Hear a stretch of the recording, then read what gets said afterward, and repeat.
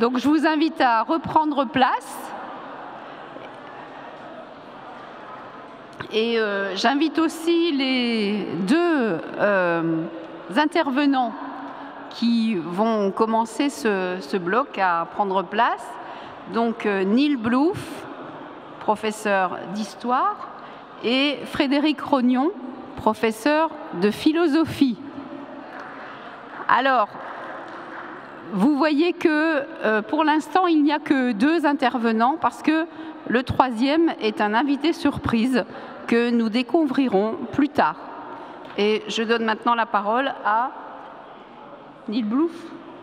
C'est Neil d'abord.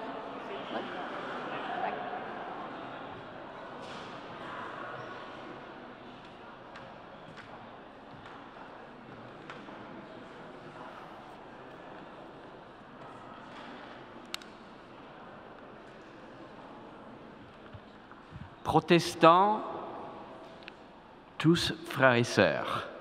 Point d'interrogation. Justement, les protestants sont-ils tous sœurs et frères? Comment interpréter de manière théologique la diversité protestante, si souvent proclamée comme une source de richesse? Y a-t-il des bases suffisamment communes pour pouvoir parler de koinonia, communion entre protestants? Je vais aborder cette question d'un point de vue historique, mais aussi en examinant un peu la question de la construction d'identité au pluriel. Dans le monde naturel, on ne choisit pas ses sœurs et frères. En est-il de même dans le monde protestant? C'est une question. Sur quels critères pouvons-nous dire, frères et sœurs, être en communion les uns avec les autres? Et que signifie être en communion? Nous l'avons entendu à maintes reprises. C'est mon premier constat. Il n'est pas facile d'être frère. Ont été évoqués de nombreux récits bibliques. Le premier récit qui évoque les frères finit par un fratricide. Deuxième remarque, c'est un retour à la Réforme, à une idée de Martin Luther, le Simo Justus et Peccator. J'aimerais rappeler ce principe fondamental de la justification par la foi. Pour Luther, Zwingli, Michael Sattler ou Jean Calvin, la justification est la réponse gracieuse de Dieu en Christ à l'état de l'humanité pécheresse. Et Luther de dire que nous sommes simul justus et peccator, à la fois justes et pécheurs. Autrement dit, le fait d'être justifié, pardonné, n'enlève pas la qualification de pécheur, et j'aimerais réfléchir à ce que ça peut vouloir dire dans la construction de nos identités, dans nos relations entre protestants. Nos identités sont nées pour la plus grande partie dans la rupture et la polémique. Et quelque part, nous emportons toujours des blessures. Luther et Zwingli n'étaient pas frères. Les premiers anabaptistes, qui s'appelaient d'ailleurs frères, ne reconnaissaient que très difficilement cette qualité à ceux et à celles en dehors de leur propre cercle, et eux-mêmes n'ont pas non plus été reconnus comme frères. La liste est longue, anglicans et puritains, calvinistes et arméniens, luthériens et piétistes, anglicans et méthodistes, évangéliques et libéraux, évangéliques classiques et pentecôtistes. La logique protestante consiste trop souvent à se séparer quand on ne s'entend pas. Et nos identités, nos confessions de foi continuent à justifier nos séparations encore aujourd'hui. Les luthériens et les réformés peuvent se dire unis 500 ans après Luther, Cependant, l'Église protestante unie de France ne rassemble nullement tous les protestants de France. Et en célébrant l'identité protestante, ou les identités protestantes, on aurait peut-être besoin d'un peu plus de repentance et un regard un peu plus critique à nos identités. Car en affirmant simplement que la diversité est une richesse, nous pouvons cacher pas mal de non-dits. Et je suis toujours impressionné par la capacité d'autojustification de nos discours et de la construction de nos identités. Néanmoins, et c'est la bonne nouvelle, le mal n'est pas le dernier mot. Le projet de Dieu s'appelle réconciliation. Nous l'avons entendu, Dieu a protégé Caïn. Jacob et Ésaü se sont retrouvés. Joseph et ses frères ont fini par se réconcilier. La rédemption en Christ rétablit la possibilité d'être frères et sœurs, la possibilité d'être en communion. Dans ma tradition d'origine, l'anabaptisme, on faisait souvent référence à Matthieu 18, 15 à 20, pour faire de l'Église un lieu de dialogue honnête. Si ton frère pêche contre toi, va le retrouver. Le but n'étant pas l'exclusion, mais de gagner l'autre. Donc, reconnaissance de ce qui sépare et recherche de réconciliation. Et c'est l'essence même de l'Évangile de proclamer, de rechercher la communion fraternelle, la réconciliation. Et si nous ne pouvons pas vraiment dire que tous les protestants sont frères et sœurs, nous pouvons affirmer que l'Évangile les appelle à devenir. Pour aller vers une communion plus profonde, je pense que les protestants de toute tradition pourraient s'inscrire de manière plus consciente dans la lignée, la durée de l'histoire chrétienne et humaine. Nous sommes des champions de l'individualisme, que ce soit le libre examen des uns ou la recherche de l'expérience spirituelle des autres. Être frère et sœur implique une réalité communautaire, ecclésiale qui nous précède et qui précède la réforme du XVIe siècle. Autrement dit, il faut reconnaître que nos origines sont dans la rupture et dans le conflit. Et nous ne créons pas notre identité nous-mêmes à partir de rien, nous la recevons d'autres. Et je pense qu'être plus conscient de l'identité dans la durée pourrait nous aider à nous rendre compte à quel point la logique de rupture fait partie de nos identités.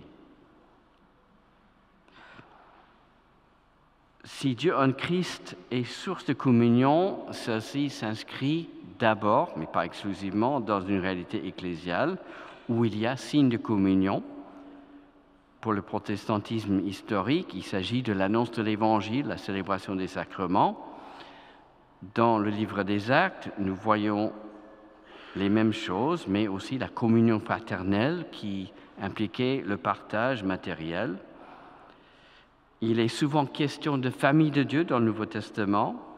Dans l'Épître aux Galates, les chrétiens sont appelés enfants d'un même Père, sont incorporés dans une réalité sociale où les barrières habituelles ne disparaissent pas, mais ne sont plus obstacles au vivre ensemble.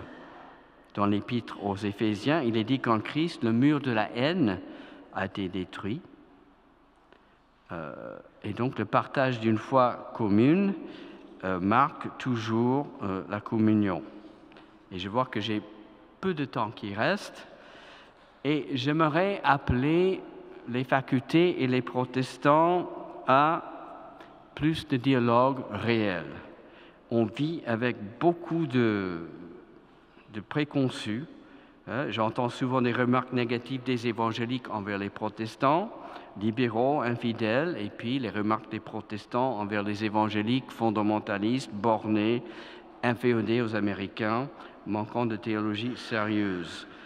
Et je pense que nous devrions aborder de manière plus directe des questions qui sont souvent tus. Le rapport au siècle des Lumières, le sens du protestantisme, une relecture commune du XIXe siècle, relecture commune des réveils. Tant de sujets théologiques et éthiques seraient aussi abordés de cette manière. Des lieux existent, je ne dis pas le contraire, mais je pense que nos facultés pourraient contribuer à de tels dialogues et je nous appelle à aller dans ce sens, à justement aborder plus ouvertement les non-dits qui restent quand même des sujets difficiles. Je vous remercie.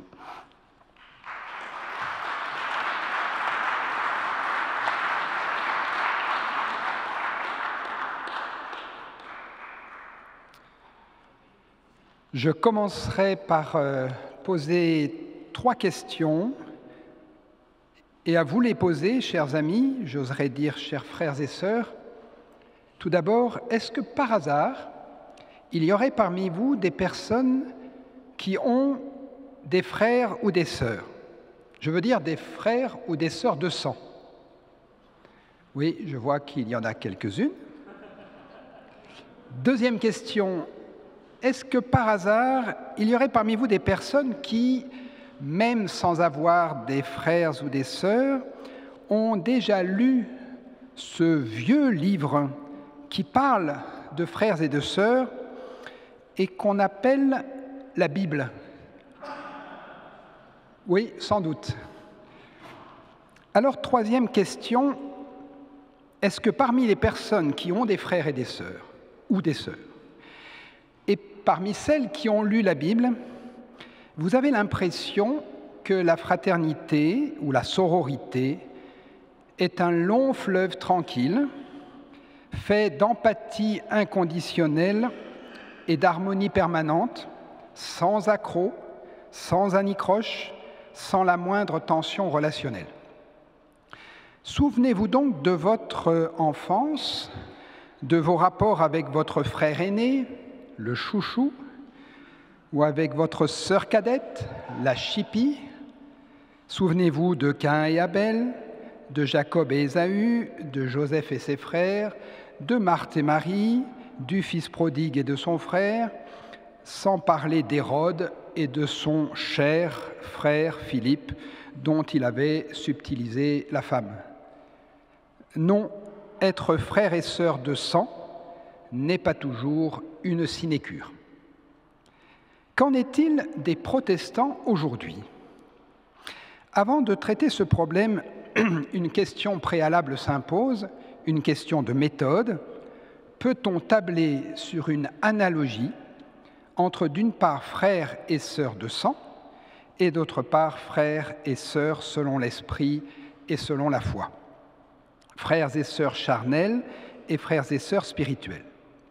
Comparaison n'est pas raison, dit avec raison, dit à juste titre la sagesse populaire, et le recours au même terme de frères et de sœurs dans les deux cas ne prouve rien.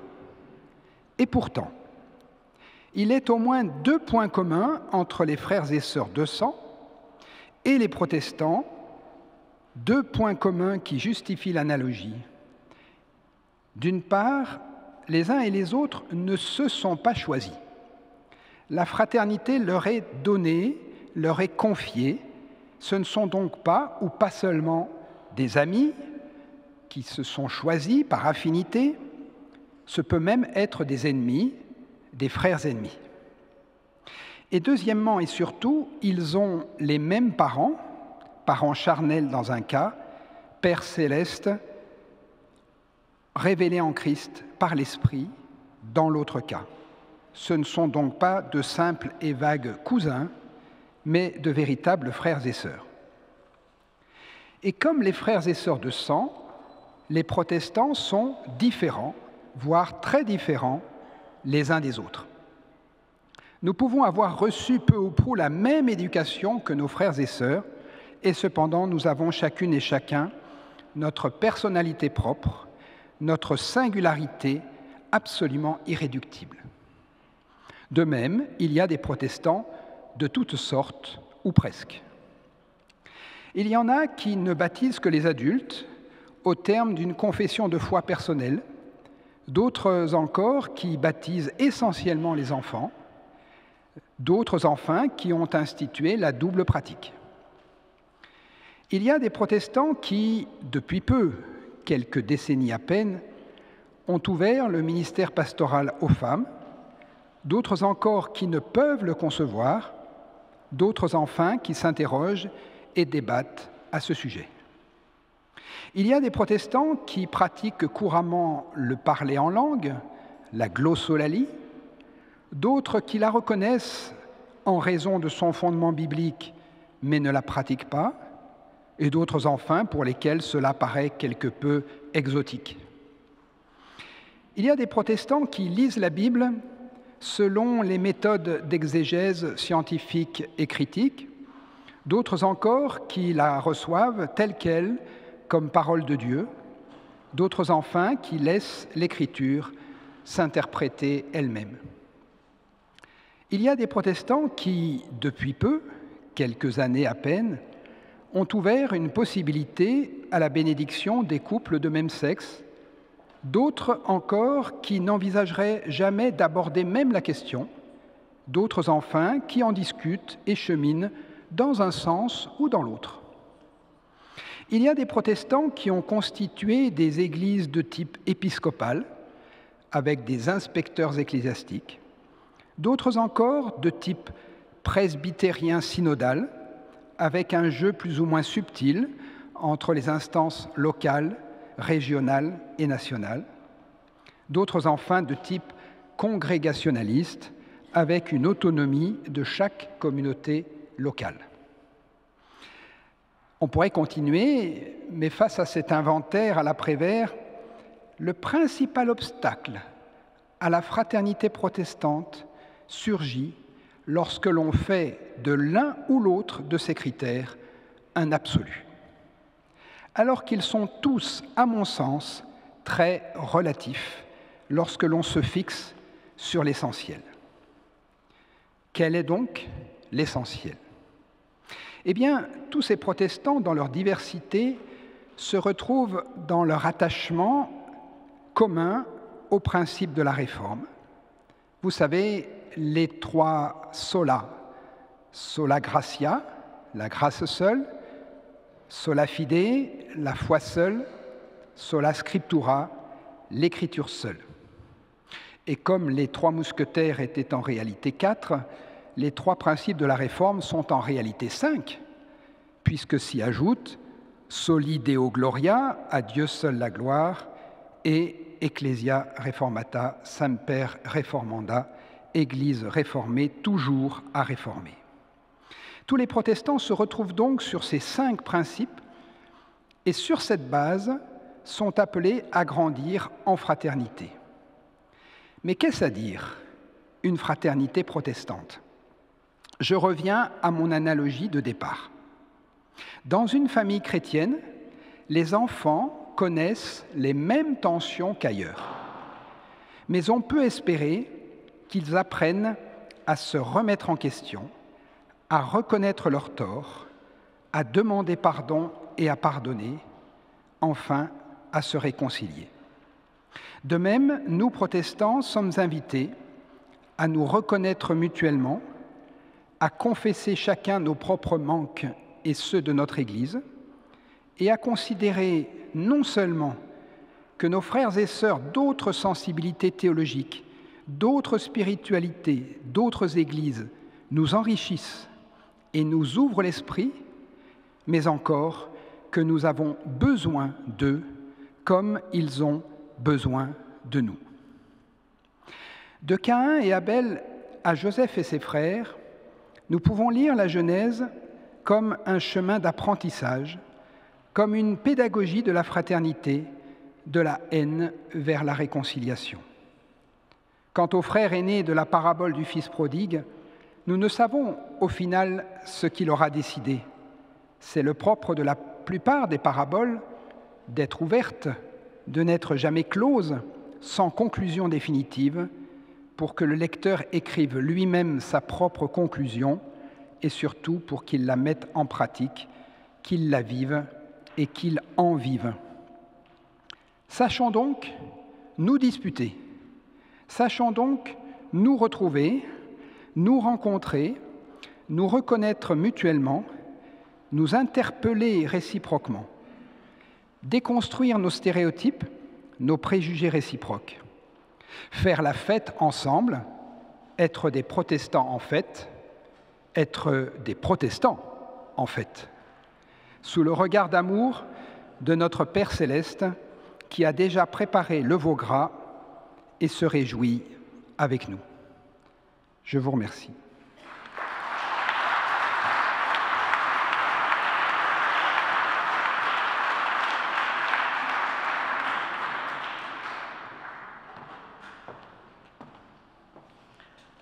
Un grand moment nous attend maintenant parce que nous avons quelqu'un invité qui ne va pas apparaître ici en personne, mais à l'écran. Wird Deutsch sprechen, aber alles ist in Französisch übersetzt. Il va parler en allemand, mais tout est traduit en français. Alors vous avez toutes les possibilités de tout comprendre. C'est un des grands noms du XXe siècle, un des grands théologiens allemands, Jürgen Moltmann. Je pense tout le monde le connaît, quelqu'un qui a vécu beaucoup dans sa vie. Il était tout en bas, il est monté de là, il a vécu le régime nazi et il a survécu avec une théologie impressionnante. Il est en train, comme j'ai entendu, d'écrire un livre sur la fraternité. Alors, il réfléchit beaucoup justement sur ce sujet-là. Ce que nous avons entendu aujourd'hui, c'est beaucoup de frontières, beaucoup de limites aussi. Et qui maintenant est tous, et pourquoi pas tous, et quels sont les critères, et pourquoi on se sépare quand même, l'ouverture, comment ce sont ces revenus tout le temps, peut-être à la fin, vers la fin, grandir en fraternité, devenir sœurs et frères, ce sont des mots-clés qu'on peut retenir. On verra maintenant sur quels mots-clés, sur quelle vision Jürgen Moltmann nous amène quand il maintenant apparaît sur l'écran. Alors moi aussi, je suis très curieuse et de voir ce qu'il nous dira. Merci.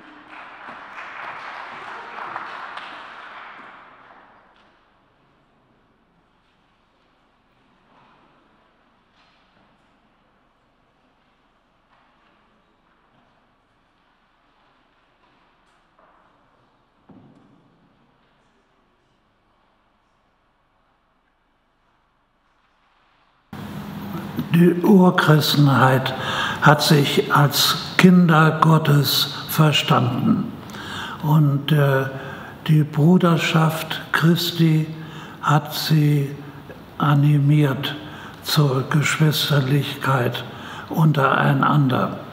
Jesus, der Bruder, der Erstgeborene unter vielen Brüdern und Schwestern, nennt ihn Paulus. Bruderschaft war eine christliche Berufung und eine christliche Ethos. Brüder und Schwestern helfen sich gegenseitig und streiten sich auch mal.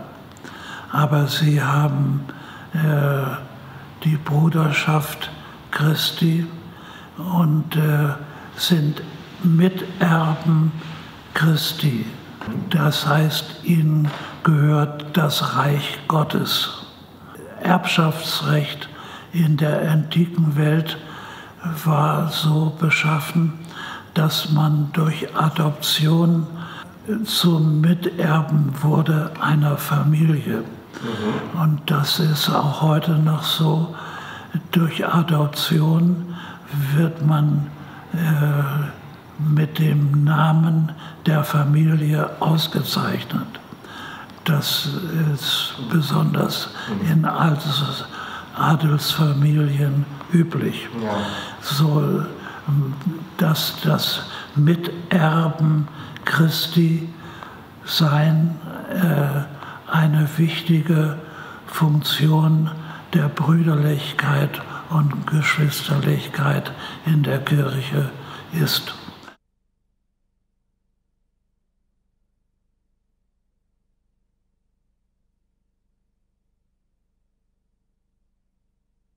Die Wesensverwandtschaft ist gegeben und die kann nicht von Menschen zerstört werden. Mein Bruder bleibt mein Bruder, auch wenn ich mich mit ihm politisch streite. So ist die Kirchengemeinschaft von Gott gegeben und von Christus der Bruder gegeben, und man soll über seine ethischen Streitigkeiten auch mal lachen können. Ja, die protestantischen Kirchen haben keine Häresie, Gerichtsbarkeiten seit langem nicht geführt. Aber wenn jemand die Frauenordination bestreitet er den Glaubensbestand seiner Kirche. Und das muss ihm deutlich gemacht werden.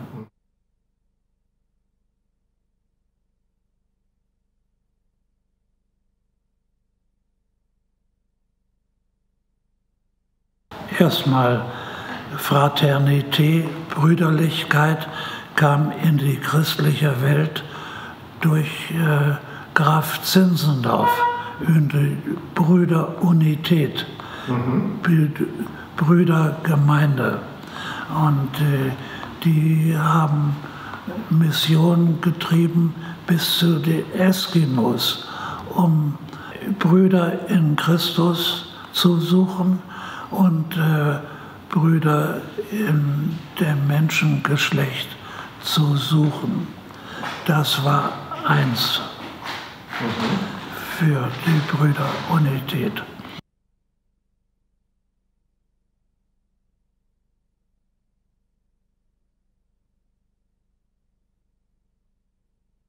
Da war mal eine politische Stunde im Deutschen Bundestag.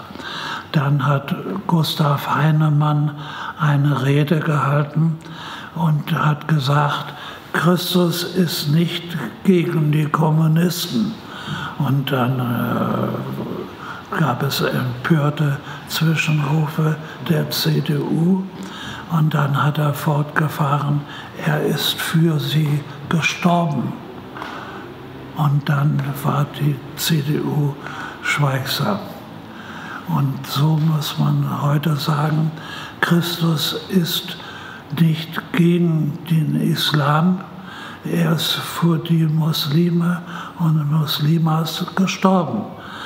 Denn er hat die Sünden der ganzen Welt getragen. Und so muss man sie anreden, als jemand, für den Christus gestorben ist. Und dann ergibt sich die Freundlichkeit und Geschwisterlichkeit von selbst. Zu Brüderlichkeit gehören immer zwei. Und wenn wir die Muslime als Brüder in dem Herrn anerkennen, besagt das nicht, dass sie darauf eingehen.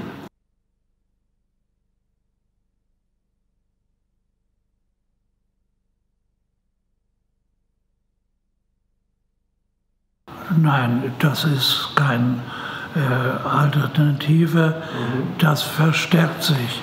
Wenn wir unter Christen Brüder und Schwestern sind, reicht das für mich von Korea nach Nicaragua und Südafrika. Dass alle Menschen Brüder sind und Schwestern sind, ergibt sich aus den Menschenrechtserklärungen. Die Menschenrechtserklärungen machen jeden Menschen zum Weltbürger.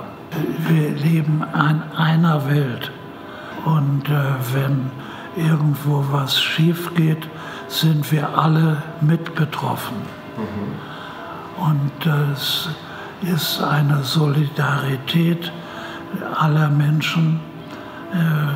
Wir spüren das und entdecken das, wenn irgendwo ein Tsunami Hunderte von Menschenleben raubt, wie in Haiti.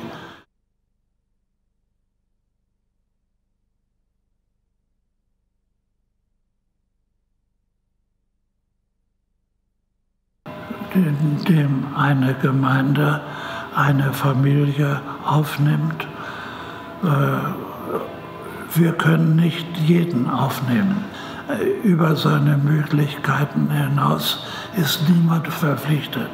Aber wir schöpfen unsere Möglichkeiten aus, indem wir uns um Integration bemühen. Integration bedeutet Rechte und Pflichten auf beiden Seiten.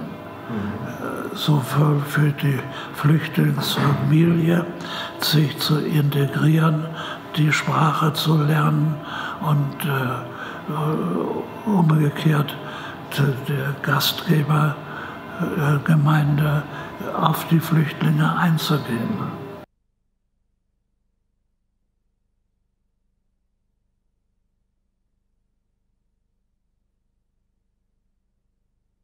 Zunächst mal, wir sind alle Erdgeschöpfe, Menschen und Tiere und Pflanzen.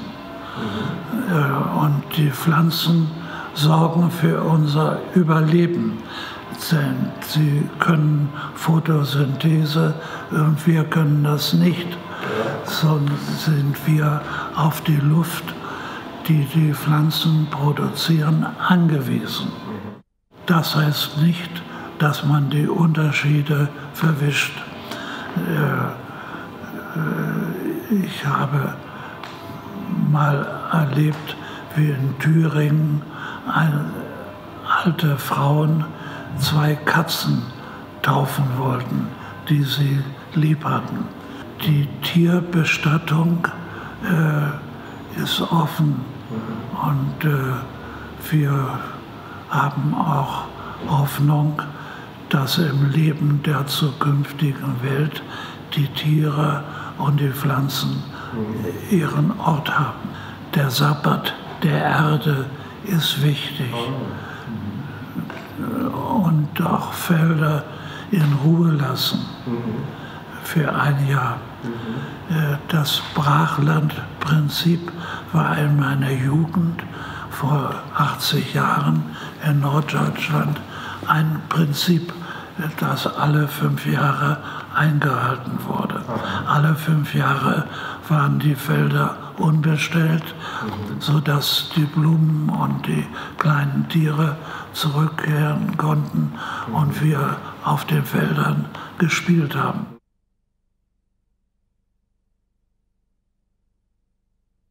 In der Energiereduzierung in Württemberg ist der grüne Hahn ein Zeichen, dass eine Gemeinde ökologisch bewusst mit der Schöpfung umgeht. Das heißt erneuerbare Energien und einen gesunden Lebensstil. Enough is enough. Genug ist genug. Und man muss sich nicht von der Reklame verführen lassen.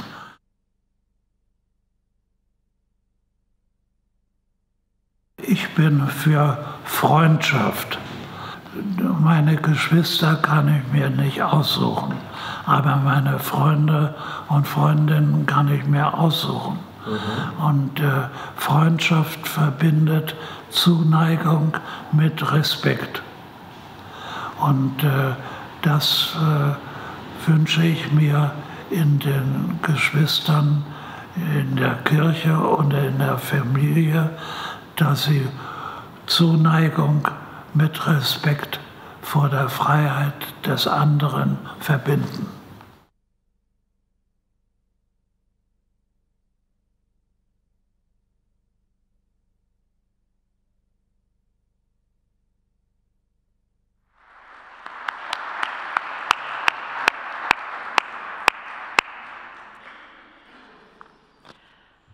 Nous avons entendu tout à la fin le mot de le Respekt, der Respekt vor den anderen, Zuneigung und Respekt des autres.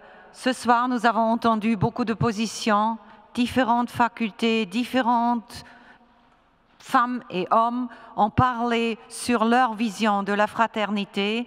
Ça reste un peu comme ça. Notre envie pour une dernière question était comment apprendre à se disputer dans les différentes facultés de théologie en France et ailleurs, avec un point fort sur comment apprendre à faire ça. Est-ce que vous deux, vous pourriez nous donner une vision de ça? Oui, merci beaucoup.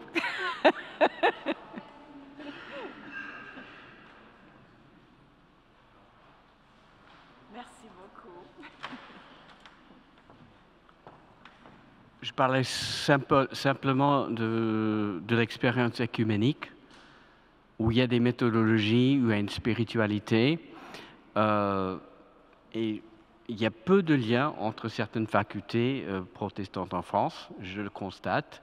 Je crois qu'il y a plus de liens entre Vaux-sur-Seine et l'Institut catholique de Paris qu'avec l'IPT. C'est comme ça, ce n'est pas une reproche, mais pour se disputer, ou pour discuter, il faut se connaître, il faut manger ensemble, il faut prier ensemble, je pense. Il y a une spiritualité de l'œcuménisme. Et puis souvent, les dialogues commencent avec un regard commun sur l'histoire, parce qu'on vit de séparation. Et de ces séparations, quand on les regarde ensemble, ça crée une dynamique et ça permet aussi à poser des questions plus théologiques. Mais je dirais, si je devais proposer quelque chose, j'irais d'abord dans ce sens-là.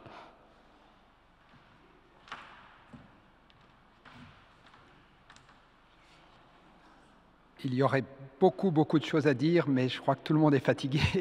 Donc, je dirais simplement, attention au terme dispute, se disputer. Il a évolué, ce terme. Aujourd'hui, on peut dire même que des personnes qui se disputent peuvent aller jusqu'à se battre et voire employer la violence l'un vis-à-vis de l'autre. Mais ce n'est évidemment pas dans ce sens-là qu'il est question ici. Si on prend la disputatio au sens que ce terme avait à la Réforme, il s'agit de prendre une question et de faire état d'approches différentes, de désaccords, de perspectives différentes. Mais pour se disputer dans ce sens-là, il faut être prêt à écouter l'autre, à respecter l'autre, à ne jamais le dénigrer et à se focaliser sur l'objet de la dispute plutôt que sur la personne de l'autre, donc rester centré sur l'objet, et je dirais même être prêt à aller jusqu'à se laisser suffisamment interpeller par l'autre que l'on est parfois amené à se laisser convaincre par l'autre. Il me semble que c'est comme ça qu'on peut apprendre à se disputer de manière constructive.